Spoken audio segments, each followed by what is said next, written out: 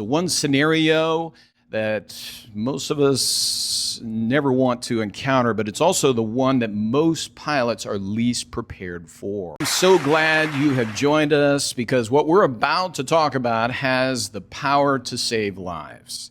If you're a jet pilot, then you are already aware that lost control in flight is the #1 causal factor for fatalities in the industry worldwide. It's the one scenario that most of us never want to encounter, but it's also the one that most pilots are least prepared for.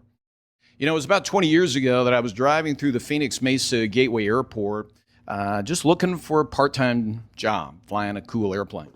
At the time, I was an airline captain for a major airline flying Boeings around the world, and I was a very experienced aviator, having flown for a couple of decades at that point, not only in general aviation, but in the Navy as a fighter pilot, combat decorated, flying off of aircraft carriers. So you might say I thought I had pretty well figured aviation out until I met BJ.